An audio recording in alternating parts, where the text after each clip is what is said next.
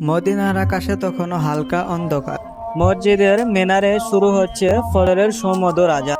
আজ যে ঈদুল ফিতরের সকাল। হযরত আনিস রাদিয়াল্লাহু তাআলা আনহু মনে মনে বললেন, চলুন দেখে আসি আমাদের রাসূলুল্লাহ সাল্লাল্লাহু আলাইহি সাল্লাম আজ কি করছে। তিনি ধীরে ধীরে নবীজির ঘরের দিকে এগিয়ে গেলেন। ঘরের দরজা তখন হালকা খোলা। সেখানে দেখা গেল রাসূলুল্লাহ সাল্লাল্লাহু আলাইহি সাল্লাম ওযু শেষ করেছে। তারপর তিনি সুন্দরভাবে গোসল করলেন। আনাস রাদিয়াল্লাহু তাআলা আনহু হাসি মুখে বললেন, ইয়া রাসূলুল্লাহ, আজ তো ঈদের দিন, আপনি কি কাপড় পরবেন? রাসূলুল্লাহ সাল্লাল্লাহু আলাইহি ওয়াসাল্লাম হালকা হাসলেন, বললেন, আনাস, সবচেয়ে ভালো জামা পরবো আজ। আল্লাহ পছন্দ করেন, তার বান্দা তার দেওয়া নেয়ামত পছন্দ করে। তিনি আলমারি খুলে পরিষ্কার সাদা কাপড় বের করলেন। দামি না হলেও কাপড়গুলো ছিল খুবই পরিপাটি। মাথায় পাগড়ি বাঁধলেন। এরপর আনাস রাদিয়াল্লাহু তাআলা আনহু দেখলেন নবীজি এক বোতল সুগন্ধি আতর হাতে নিয়েছেন। তারপর তিনি খেজুর খেতে বসলেন। আনাস রাদিয়াল্লাহু তাআলা আনহু খেয়াল করলেন তিনি 3টি খেজুর খেলেন। আনাস রাদিয়াল্লাহু তাআলা বললেন, আপনি 3টি খেজুর খেলেন কেন ইয়া রাসূলুল্লাহ? নবীজি বললেন, হ্যাঁ আনাস, ঈদুল ফিতরের দিনে ঈদগাহ যাওয়ার আগে কিছু খাওয়া ভালো, আর আমি বিজুর সংখ্যা পছন্দ করি। এরপর রাসূলুল্লাহ সাল্লাল্লাহু আলাইহি সাল্লাম তার সাহাবীদেরকে নিয়ে রওনা হলেন ঈদগাহের দিকে। অন্যদিকে ঈদের সেই ভোর হঠাৎ কিছু ছেলে মেয়ে খেলতে খেলতে চলে আসে হযরত হাসান রাদিয়াল্লাহু তাআলা আনহু, হুসাইন রাদিয়াল্লাহু তাআলা আনহু বাড়ির সামনে। তারা বিস্ময় নিয়ে দেখতে থাকে। তাদের পরনে এখনো সেই পুরান জামা। তারা কোমল কণ্ঠে বলল, আরে হাসান, হুসাইন, আজ তো ঈদ, আমরা দেখো সবাই নতুন কাপড় পরে এসেছি। তোমরা তো দেখছি আগের সে পুরনো জামাই পরে আছো। তোমাদের কি নতুন জামা দেওয়া হয়নি? তোমাদের মা কি তোমাদের জন্য নতুন জামা আনেনি? এ কথা শুনে মুহূর্তে তাদের চোখে জল এসে গেল। কিন্তু তারা কিছু না বলে এক দৌড়ে ঘরের ভিতরে চলে গেল। ছুটতে ছুটতে মায়ের ঘরে গিয়ে ডাকতে লাগলো, আম্মা, আম্মা। সবাই বাহিরে দাঁড়িয়ে। আমাদের বন্ধুরা, তারা সবাই ঈদের জামা পরে ঈদের নামাজে যাচ্ছে, আমরাও যাব। আমাদের নতুন জামা কোথায় আম্মা? এখনই আমাদের জামা দাও, আমরা নতুন জামা পরে ঈদের নামাজে যাব। হযরত ফাতেমা রাদিয়াল্লাহু আনহা দুই ছেলের আকুল মিনতি শুনে স্তব্ধ হয়ে গেলেন। তার জানের টুকরা দুই দুলাল তার দিকে আশায় ভরা চোখে তাকিয়ে আছে। তিনি জানতেন তাদের জন্য কোনো নতুন জামা নেই। ঘরে যা ছিল সবই তো শেষ। দুনিয়ার রোজগার যাও ছিল হযরত আলী রাদিয়াল্লাহু তাআলা আনহু আগেই গরুব দেখেদের মাঝে বিলিয়ে দিয়েছেন। অতঃপর নিজেকে সামলে নিয়ে কোমল কণ্ঠে বললেন, আমার সোনামণিরা, তোমরা তো এখনো গোসল করনি। আগে তোমরা দুইজনে ভালো করে গোসল করে এসো। তোমাদের নতুন জামা তো দর্জির দোকানে রয়েছে, সে তৈরির কাজ শেষ করলেই আমি তোমাদেরকে পরিয়ে দিব। তারপরে তোমাদেরকে সুগন্ধি মেখে দিব। তারপর তোমরা ঈদের নামাজে যাবে। এখন যাও, গোসল করে এসো। মায়ের মুখে কথায় হাসান হুসাইন রাদিয়াল্লাহু তাআলা আনহু উচ্ছ্বসিত হয়ে গেল। দুই শিশু ছুটে চলে গেল গোসল করতে। তাদের নিষ্পাপ মন বুঝল না মায়ের কষ্ট। হযরত ফাতেমা রাদিয়াল্লাহু তাআলা আনহা সিনিয়র নিজেকে ধরে রাখতে পারলেন। দরজার আড়ালে বসে পড়লেন। সিজদায় পড়ে কেঁদে কেঁদে আল্লাহর কাছে ফরিয়াদ জানালেন। চোখের জলে তার জায়নামাজ ভিজে যাচ্ছে। তিনি বলছিলেন, হে আমার রব, তুমি ছাড়া আমার আর কেউ নেই। তুমি আমার দুলালদের জন্য ব্যবস্থা করো। আমি যে কথা দিয়েছি সেটা পূরণ না হলে আমি সন্তানদের কাছে কি বলবো? হে আল্লাহ, আমার মুখে যেন মিথ্যার ছাপ না পড়ে, তাদের কোমল হৃদয় যেন কষ্ট না পায়। হে আল্লাহ, তোমার দয়া ছাড়া আর আমার কোনো উপায় নেই। ফাতেমা রাদিয়াল্লাহু তাআলা আনহু তখনও সিজদায় কাঁদছেন। তার চোখ বন্ধ। তিনি আল্লাহর কাছে এতটাই নিবেদিত হয়ে গেছিলেন যে আশেপাশে সবকিছু ভুলে গিয়েছিলেন। ঠিক তখনই শুনতে পেলেন যে ছোট ছোট পায়ের শব্দ। ঠিক তখনই মাথা তুলে দেখলেন যে দরজা দিয়ে ঢুকছে তার প্রাণের টুকরো দুই ছেলে, হাসান ও হুসাইন রাদিয়াল্লাহু তাআলা আনহু।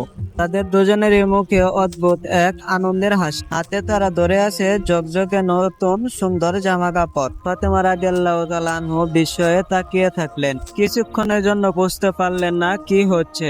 তারপর তিনি তাদের কাছে এগিয়ে গেলেন। মমতাময় মাতৃ সে জড়িয়ে ধরে বললেন, সোনামণিরা, বলো তো, তোমাদের হাতে জামা কাপড় কোথা থেকে এলো?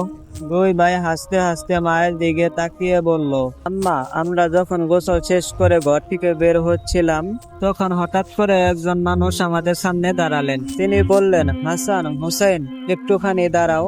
আমরা দাঁড়িয়ে গেলাম। তিনি বললেন, আমি দর্জির দোকান থেকে এসেছি, তোমাদের জামা কাপড় তৈরি হয়ে গেছে, এই নাও তোমাদের জামা কাপড়। তিনি আমাদের হাতে এগুলো দিয়ে দিলেন। তারপর আর তাকালাম না, দৌড়ে তোমার কাছে চলে এলাম আম্মা। কিছুক্ষণ পর হযরত আলী রাদিয়াল্লাহু তাআলা আনহু ঘরে ফিরে এলেন, ঘরে পরাণ আনলেন। হযরত ফাতিমা রাদিয়াল্লাহু তাআলা আনহু ঘরের দরজা খুলে দিলেন। হযরত আলী রাদিয়াল্লাহু তাআলা আনহু ঘরে প্রবেশ করে দেখলেন তার দুই ছেলে হযরত হাসান ও হুসাইন ঝকঝকে নতুন জামা পরে নামাজের প্রস্তুতি নিচ্ছে। তিনি অবাক হয়ে তাদের দিকে তাকালেন, অবিশ্বাস্য বিষয়ে বললেন, হাসান, হুসাইন, এত সুন্দর জামা কাপড় কোথা থেকে পেলে তোমরা? আমি তো কিছু কিনিনি। এইসব জামা কি তোমাদের মা কিনে দিয়েছে? এরপর তিনি হযরত ফাতেমা রাদিয়াল্লাহু আনহার দিকে তাকালেন, প্রশ্নবোধক চোখে জিজ্ঞেস করলেন, ফাতেমা, তুমি এইসব কিভাবে ব্যবস্থা করলে? আমাদের ঘরে তো কিছুই নেই, জামা কাপড় কেনার মতো অর্থও ছিল না। তখন ফাতেমা রাদিয়াল্লাহু তাআলা আনহু মাথা নিচু করে সবকিছু খুলে বললেন। তিনি জানালেন কিভাবে সন্তানরা জামা কাপড় চাইলেন, কিভাবে তিনি মিথ্যা সান্ত্বনা দিলেন, কিভাবে তিনি জায়নামাজে বসে কান্না করে আল্লাহর কাছে দোয়া চাইলেন, এবং কিভাবে ফিরে এসে হযরত হাসান ও হুসাইন কাপড়ের কথা জানালেন। সব শুনে হযরত আলী রাদিয়াল্লাহু তাআলা আনহু চোখ ছলছল করে উঠলেন। হযরত আলী রাদিয়াল্লাহু তাআলা আনহু বললেন, ফাতেমা, তুমি বুঝতে পারছো না, এটা কোনো সাধারণ ঘটনা নয়। নিশ্চয় সেই ব্যক্তি ছিল আল্লাহর পাঠানো ফেরেশতা। নিশ্চয় তিনি তোমার দোয়া কবুল করেছেন, আকাশ থেকে এনে দিয়েছেন ফেরেশতার জামা তোমার দুলালদের জন্য। এরপর হযরত আলী রাদিয়াল্লাহু তাআলা আনহু হাসান হুসাইনকে নিয়ে ঈদের নামাজ আদায় করার জন্য যেতে লাগলেন। অন্যদিকে নবীজি ঈদগাহে পৌঁছে ঈদের নামাজ পড়ালেন। নামাজ পড়ানোর পর তিনি উঠে দাঁড়ালেন মেম্বারে। রাসূলুল্লাহ সাল্লাল্লাহু আলাইহি সাল্লাম বললেন, হে মদিনার মানুষ, তোমরা তাকওয়া অবলম্বন করো, আল্লাহকে ভয় করো। আজকের দিনটা শুধু আনন্দের নয়, দায়িত্বেরও। তিনি থেমে গিয়ে চারদিকে তাকালেন, সবাই মনোযোগী। তারপর বললেন, জাকাতুল ফিতর দাও। এটা গরিবদের খাবারের ব্যবস্থা, যাতে তারা ঈদের দিনে ক্ষুধার্ত না থাকে। আল্লাহর কসম, যাদের ঘরের সামর্থ্য আছে অথচ দেয় না, সে আমার উম্মতের মানুষ নয়। ততক্ষণ নামাজ শেষে নবীজিকে সবাই ঘিরে ধরল। কেউ সালাম করলো, কেউ আবার ফোলাফুলি। রাসূলুল্লাহ সাল্লাল্লাহু আলাইহি সাল্লাম সবার সাথে হাসি মুখে কথা বললেন। একজন সাহাবা জিজ্ঞেস করলেন, ইয়া রাসূলুল্লাহ, আপনি যে রাস্তা ধরে আসলেন, ফিরবেন কি একই পথে? নবীজি মাথা নাড়লেন, না, আমি তা করব না। আমি অন্য রাস্তা দিয়ে ফিরবো, যাতে আরো বেশি মানুষের সাথে সাক্ষাৎ হয়, আর রাস্তা দুটিও সাক্ষী হয় আমাদের ঈদের নামাজে। ঈদের সেই দিন মদিনায় অন্যরকম আনন্দের। রাসূলুল্লাহ সাল্লাল্লাহু আলাইহি সাল্লামের নির্দেশে একে অন্যের খোঁজ নিচ্ছে, একে অপরকে সালাম দিচ্ছেন, কোলাকুলি করছে। কিন্তু এমন আনন্দঘন পরিবেশেও একজনের চোখে অশ্রু। তিনি আর কেন ইসলামের দ্বিতীয় খলিফা, আল্লাহর ভয় আশঙ্কায় কাঁপা হযরত ওমর ইবনে খাত্তাব রাদিয়াল্লাহু তাআলা আনহু। তিনি এক ফুলে বসে আছেন, কিন্তু তার মুখটা শান্ত, চোখে টলটল অশ্রু, এবং কি সেই অশ্রু গড়িয়ে দাঁড়িয়ে পড়ে যাচ্ছে। কেউ কেউ দেখলেন তিনি নিজের হাত দুইটা তুলে দোয়া করছেন, ঠোঁট কাঁপছে, যেন কিছু বলছেন কিন্তু ধরা যাচ্ছে না। কিছু সাহাবী এগিয়ে গেলেন, তারা বললেন, ইয়া আমিনুল মুমিনিন, আপনি কাঁদছেন এই ঈদের আনন্দের দিনে? এই দিন তো খুশির দিন, আমরা আনন্দ করছি, আল্লাহর শুকরিয়া আদায় করছি, আর আপনি একা একা কান্না করছেন।